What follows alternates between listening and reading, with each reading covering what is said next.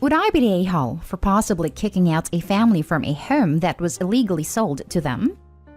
My father passed away a few years ago, and my adopted mom's, who is old and has dementia, relatives sold my father's and mom's house for half of the value with everything inside in a rush sale. I did not know the law at that time, and was told by my mom's relatives that my father had no will, so everything automatically went to my mom and her family. I came across an article that in that country, that when a person dies without a will, their heirs/children automatically inherit the estate. The estate cannot be sold without all heirs agreeing. If it is sold, the sale will be void. I have contacted a lawyer and it was true. I can get the house back by simply showing my birth certificate. Also, because my mom has dementia, she is not capable of doing a sale. The lawyer went to meet with my mom on my behalf to ask a few questions about the sale of the house. Her relatives heard everything, then started attacking me online and making nasty posts about me. How I was going to kick a family out of a house because of pure greed, and that I already have a house in USA, and I'm greedy to have another house. They threaten that they will get the new owners to sue me, etc. My mom's relatives don't work and use the money of the sale of the house for their own benefit.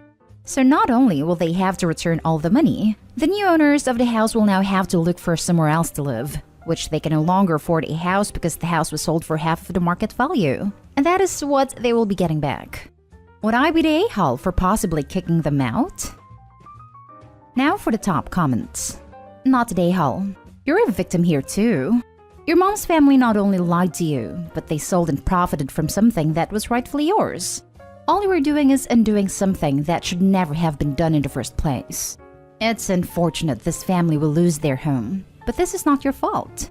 Edit: Mom's family are the a-holes, not Opie's mom. The family who bought it cannot claim to be an innocent buyer, because what they paid for was half of the value of the house. It was also not done with a proper agent, just mom's relatives. So at the same time, I think the family who bought it should have known something fishy was going on. I completely agree with you. The sale would have been full of red flags. Yet the buyer chose to ignore every one of them and go ahead with the purchase. It's the age-old saying, if it seems too good to be true, it probably is. They should have done their research and protected themselves by insisting on going through the proper channels. Shockingly, this kind of stuff happens all the time.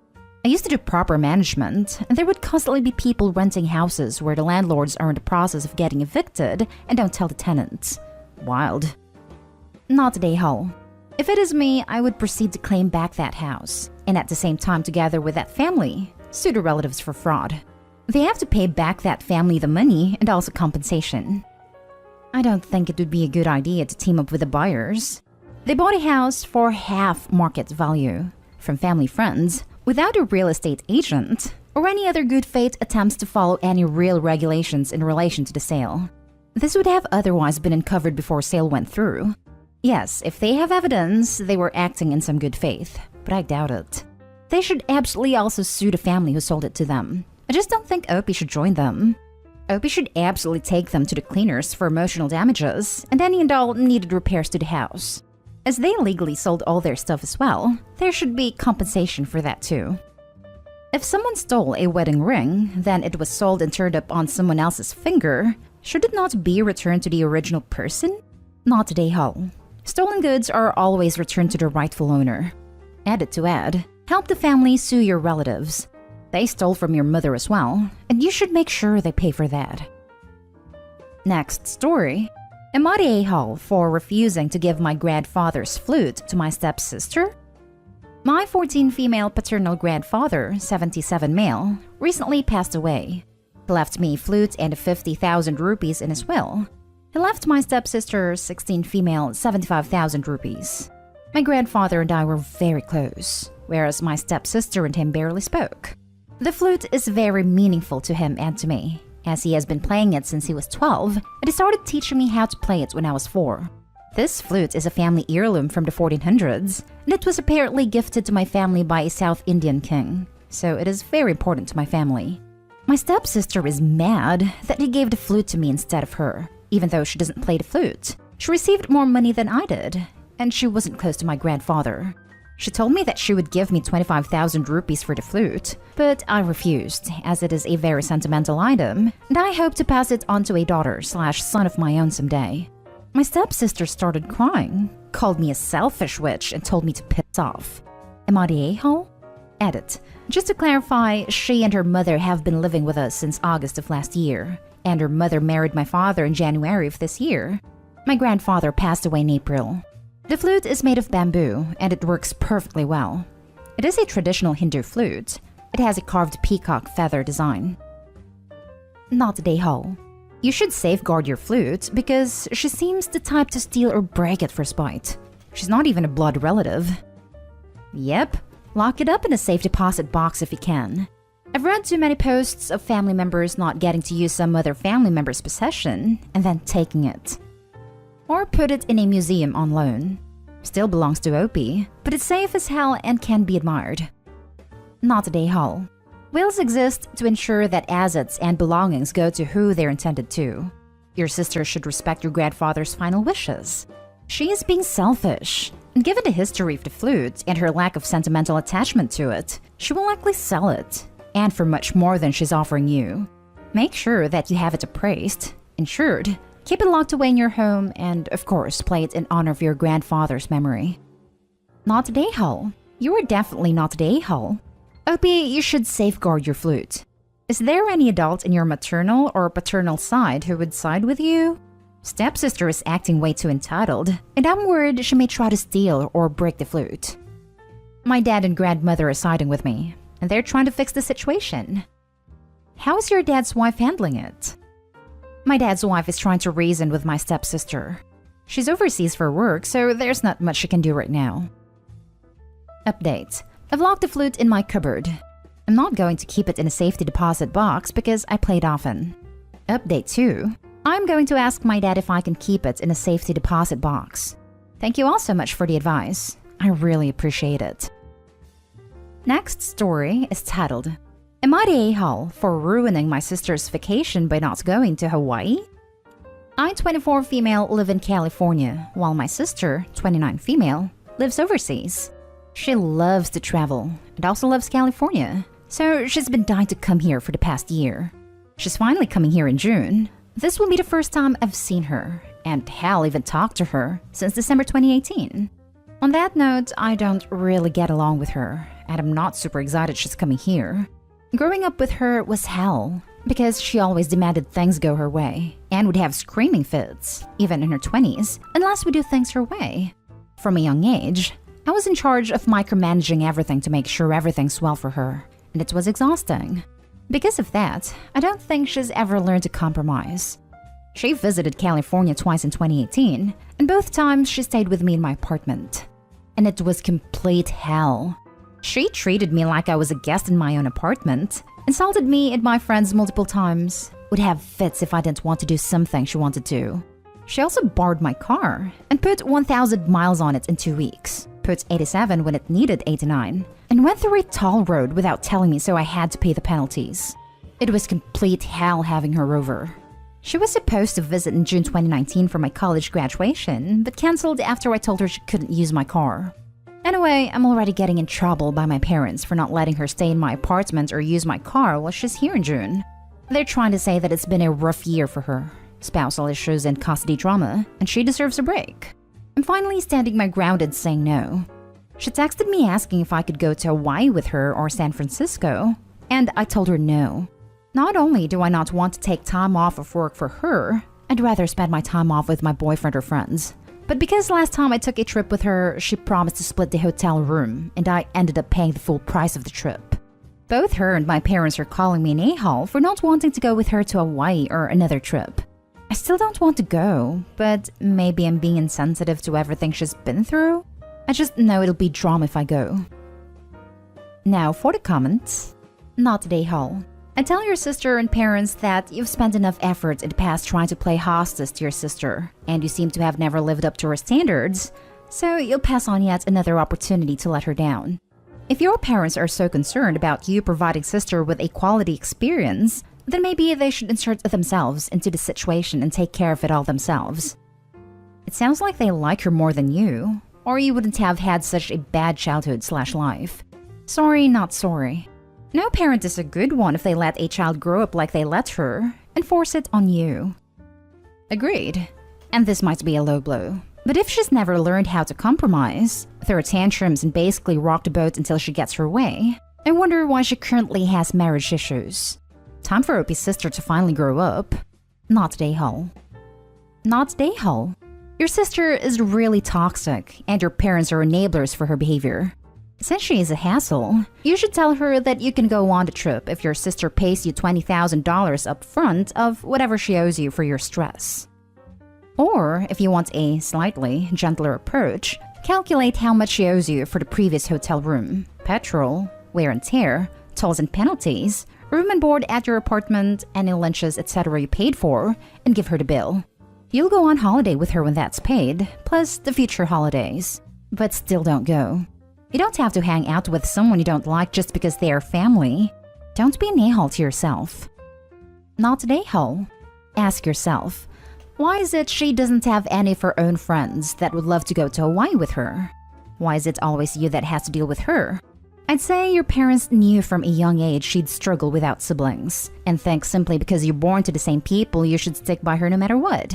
Your sister and her happiness isn't your responsibility. So don't feel like you should be pressured into being miserable so she can be happy. I mean, she has friends, but she lives like thousands of miles away. We're also from the Middle East, where women need guardians, father or husbands regardless of age, permission to travel, and not a lot of people's fathers/husbands allow them. But yeah, I don't know if she doesn't like to travel with them because she can't bully them to do whatever she wants like she does to me. Now for the last story. Am I the a-hole for not paying for completed services I didn't ask for? Lawn care. I woke up this morning to the wonderful sound of a lawnmower and cleanup being done. Living in a residential neighborhood, I didn't think anything of it. I rolled over and tried to go back to sleep. About 20 minutes later, I hear my doorbell ring, so check my camera and there's an individual at the door. I figure it's the guy asking adjacent neighbors if they would like services done, as is pretty common, and I go downstairs to speak to him. When I open the door, he says good morning, and then lets me know that it was a little less work than he coded, so it would be $40 and not the $50. And as soon as I open the gate, they could start on the back. In my confusion, I step outside, and sure enough my front lawn was mowed, edged, and cleaned up.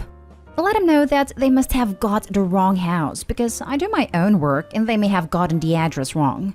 There's some back and forth. He shows me the paperwork. It's indeed my address. And I notice the number is not mine. At this point, still very calm, to which I commend him. He says all the information is correct, and I let him know that the number isn't mine, and he can call it if he wants to confirm. He obliges, goes to his truck and gets on the phone. There appears to be some conversation. He looks towards my address plate, more talking, hangs up and comes back to speak to me. He lets me know that the homeowner that ordered the services gave the wrong address. So I apologize for the inconvenience. And I'm about to go back inside when he then asks that I complete the payment for the services. I inform him that I didn't ask for it, and that he should be more diligent in ensuring properties match work orders before completing services. And he counters with telling me that the owner said they wouldn't be home and the back would be unlocked, probably why he knocked on my door to begin with. He then tells me I was very rude for not stopping them. I was asleep for pretty much all of it, and that it was a very mean trick to play. Am I the a-hole for not paying or giving them some kind of compensation? Not the a-hole. He counters with telling me the owner said they wouldn't be home. If he knew that, then why did he knock on the door instead of calling the client's number? Well, the gate that was supposed to be unlocked was not, so it wouldn't be crazy to assume that the owner's plan had changed and try knocking before calling them. But which is more likely? That the owner forgot to unlock it and still isn't home, or that plans changed and they're home completely ignoring the work being done, and therefore ignoring the loud enough to wake the homeowner reminder to unlock the gate?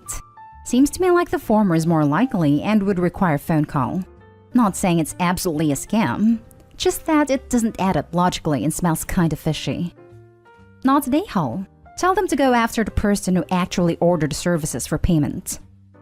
Right? Go do the job you meant to do, and then charge the extra to the actual customer for the screw-up. Or just swallow it and charge no one for the screw-up. Not the a-hole. At this point, his next move should have been to wish you a good day, apologize for the confusion, and charge the initial requester double for the duplicate service due to incorrect information.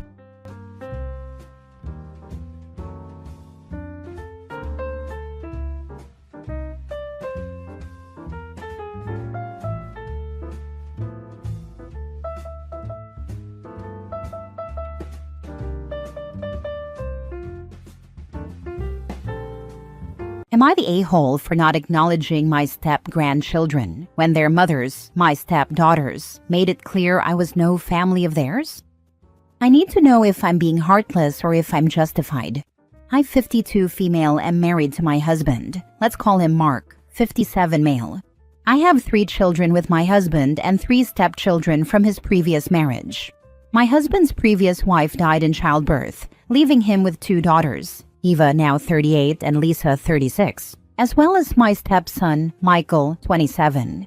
Michael is my son through and through, but my stepdaughters never acknowledged me in any capacity. On a good day, I was simply the woman married to their dad. On a normal day, I didn't exist, and on bad days, I was the pick-me girl who tried but failed to replace their mom. They went low contact with my husband when they left for their respective colleges, and no contact with me. A behavior that was encouraged and, I'd say, heavily influenced by their maternal grandparents. They came back into my husband's life when Lisa was getting married, with demands that he pay for her wedding and house, something he agreed to and later did for Eva as well. I felt like they were just using my husband, but I didn't say anything about it, as I saw how happy he was to have them back, especially after being devastated when they ignored him for so long. They didn't invite me to their weddings and made it clear when they had kids that I was not their family. My husband and son tried to push back against this, but I discouraged it, as I didn't have much of an emotional connection with them. I chose to let it go and not make a big deal about it. They rejected me enough as teens, and I said nothing, because I didn't want it to come across as if I were forcing myself on them, but I definitely don't need to stomach that behavior from them as adults. We continued on like this for a couple of years, but things changed when Michael and my other son, Tyler, got married and had their respective kids. My daughters-in-law involved me with everything in their lives, including their children's births. As a result, I'm very close to them and their kids. I only see Lisa and Eva's children at family gatherings and have no relationship or emotional connection to them whatsoever. Lisa and Eva have recently started a campaign against me to extended family members about my extreme favoritism toward my grandkids and lack of effort toward their kids. Honestly, I'm not bothered, and they aren't lying. My grandkids from my 2 sons are highly favored by me. They can never confront me, as we almost never talk beyond hellos, how are yous, and goodbyes. But they've also tried to involve my sons and their wives in this mess.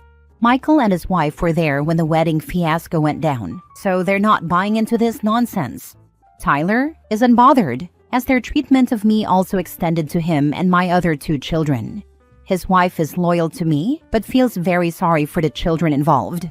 My husband has made it clear that he will not force me to do anything I don't want to do, the same way he didn't force them to involve or include me in their lives or that of their kids.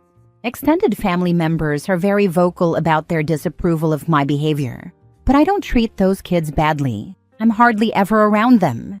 When I am, I'm very polite toward them. I don't initiate hugs, as I don't want to overstep, but I return them when they're given. I buy gifts for them at Christmas, just like I do with every other child.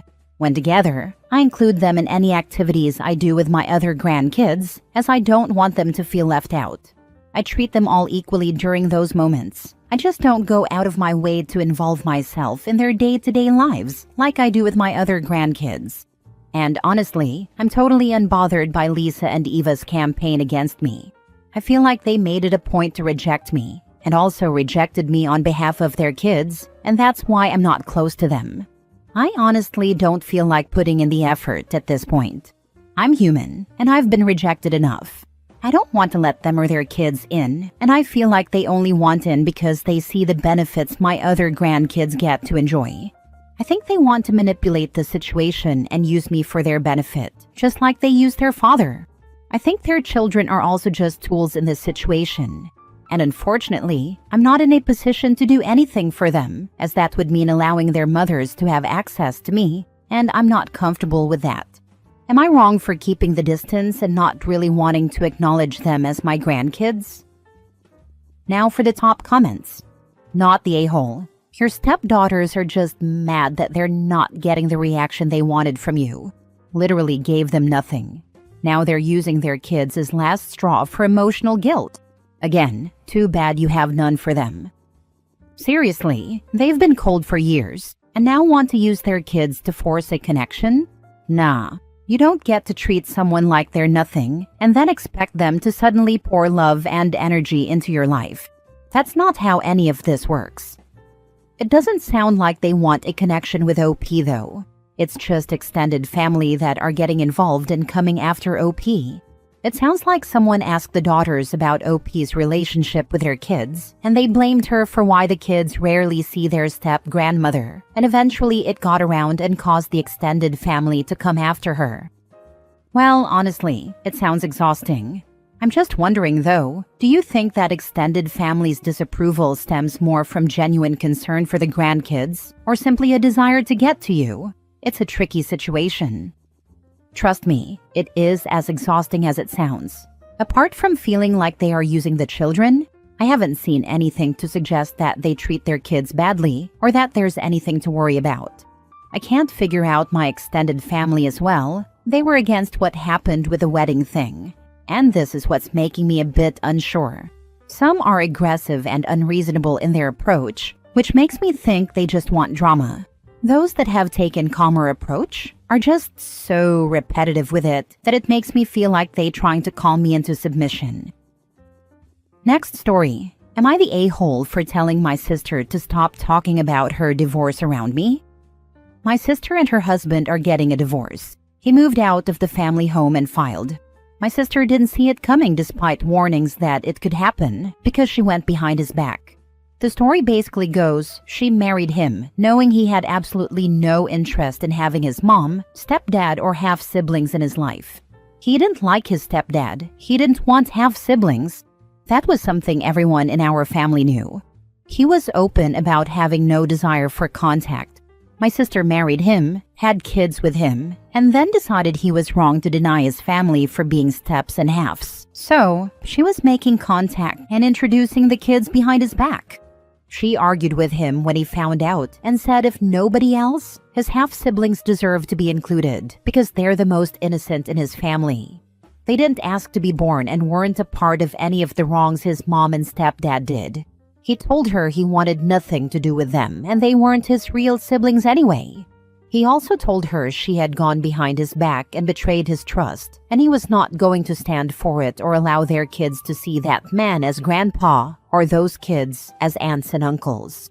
My sister doesn't want her marriage to end, but has also been angry at her husband because he's correcting stuff she told their kids about the stepdad and half-siblings, and has told their kids they, stepdad and half-siblings, are not family and stuff.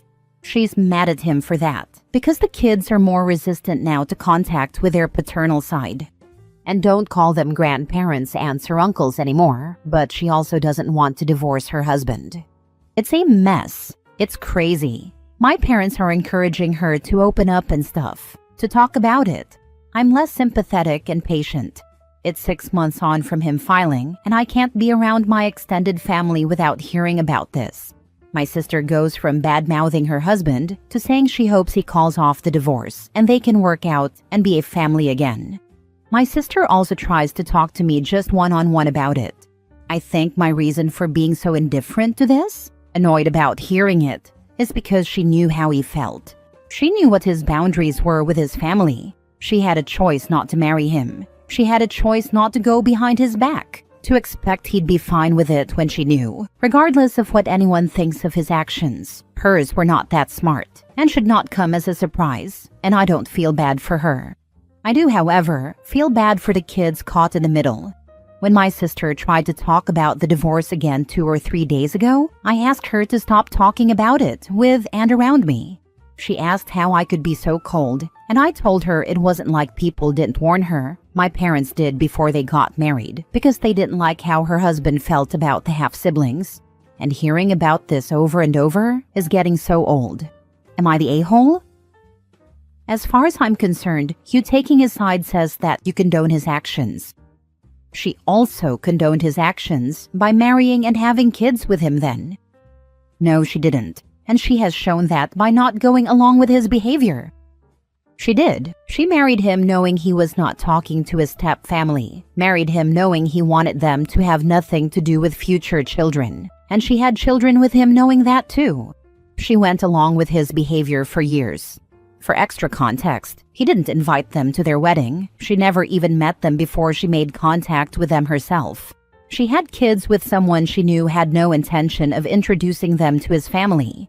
These are things she knew and condoned for a long time before she decided she didn't agree. Not the a-hole. Putting aside her actions, which are deplorable, you don't get to decide who will be your emotional support human, especially when they are conflicted. She has a wide range of people who can console her and let her rant. You don't need to be one. You can't change the situation. If she doesn't understand why it is happening, she never will. Getting old is maybe a bit harsh, but refocusing from, I can't help you with that, but what else do you need help with? Some people are better at offering practical support than emotional. I agree with you, the poor kids. It's going to be so confusing for them. Mom says one thing, Dad says another. Mom says these are Dad's family. Dad denies them and refuses to be around them.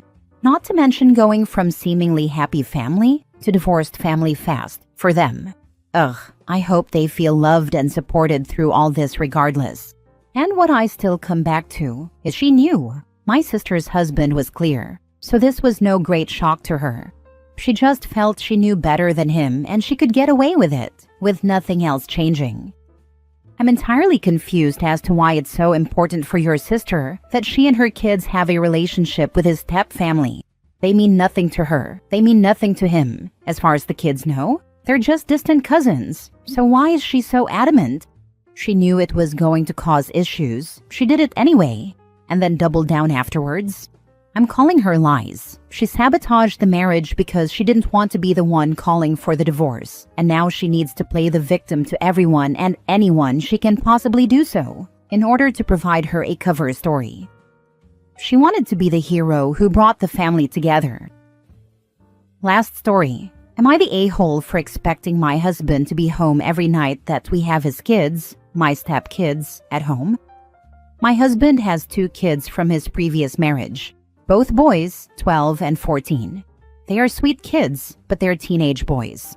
They're wild. They tend to get into fights. They're messy, and listening is not their best life skill at this stage of brain development. I do not have biological kids of my own. I met these kids when we started dating about 4 years ago, and we've all lived together for about 2.5 years. Long story, but we moved last summer about 60 miles from our old home. The move was because the boy's bio mom got remarried to a guy who lived in a different part of the state. To avoid the kids bearing the brunt of the commute, we agreed to move. My husband still commutes to work, and I work from home full-time now. We have 50-50 custody of his kids. During the school year, we never have the kids on Monday or Tuesday nights. My husband enjoys playing in low-stakes bar poker games, so he generally does that on Mondays and Tuesdays. It's a very long drive to the venue where he plays, so he stays with friends near our old house on those nights and doesn't come home. Not my favorite arrangement, but I go out of my way to ensure he feels like he has autonomy to enjoy his hobbies, something he definitely didn't have in marriage number 1. The issue has come up with regard to our summer custody schedule, which switches to 1 week on, 1 week off from the normal school year schedule. It recently came out in conversation that he expected to still play in his poker game on Tuesday nights during the summer, and that he was fully planning on staying with friends and not coming home those nights. It has always been our understanding and agreement that he would be home any night we have the boys here. When I brought this up, he told me he didn't think it was a big deal to not be home 1 night a week, and to expect me to handle everything on those nights. I am super uncomfortable being here with them alone. They make me anxious. I hate when they fight, and I don't think it's my place as a step-parent to discipline them. If they were kids who just read books and sat in silence all night, I might feel differently. but there's always a greater than 0% chance that someone is literally throwing punches, and I have no interest in being solely in charge of that situation. I already am the default parent for laundry, school pickup, scheduling, meals, and the primary caretaker anytime during school breaks, since I work from home. I have clearly communicated to my husband how I feel about being here alone with them, so he is aware. Beyond how it impacts me, I don't think it's a great example for the kids either. It's not like my husband is on work trips. It's like, hey, Dad would rather play poker than be here with you. I just feel like part of being a parent is you have to plan your life around kid stuff. My husband already has it easier than most because of the joint custody and the fact that I am happy to sacrifice some of the few days we would have alone for the two of us so that he can pursue this hobby. So serve it to me straight. Am I the a-hole here? My husband is making me feel like I am, but I just feel like this is me making a reasonable ask and trying to set a very legitimate boundary. Now for the comments. Wow, you moved 60 miles to accommodate his custody schedule. He doesn't come home from Monday a.m. to Wednesday evening so that he can play poker with the guys, and I hope that's all that's going on. And then you two have his boys Wednesday, Thursday, and I presume every other weekend. So you guys get time alone together every other weekend, Friday night through Monday morning? Not good. Now he wants you to be the overnight sitter for his boys so that he can play poker and sleep over there. You are right to tell him that you are unhappy with this arrangement. You're right to tell him that you're unhappy with the arrangement altogether. You get 3 nights home alone with him every 2 weeks, while he spends 4 nights playing poker and sleeping there every 2 weeks. I don't know what to tell you about this. I would say that you are absolutely right to tell him that he needs to be there when his children are there, but I also think that you would be right to point out to him that he spends 4 nights every 2 weeks on poker and only 3 nights every 2 weeks home alone with you. You nailed it. That's exactly our situation. It's not working out, to be honest. I have far more self-esteem than when I first started dating this man. I have done a ton of personal development, therapy, and trauma healing over the past several years. I dearly love this man and have fought like heck to make it work, but it's becoming more and more apparent to me that he does not want to truly be a partner in a relationship. Back when this was happening to my brother and I, there was no 50-50 custody, so maybe people just view it different now. But for us, if we would go to my dad's house for a weekend and he wasn't available, we'd be wondering why the heck we were there. To hang out with our stepmom who we didn't really get along with anyway, when we could have been home instead with our stuff and our friends. Thank you. This is exactly my point to him. The kids never outright say it, but they're always kind of like, oh, so why are we here if our dad isn't? We have a fine relationship, but they don't want to hang out with me. They want to spend time with him. I bet it was one of the reasons of his divorce.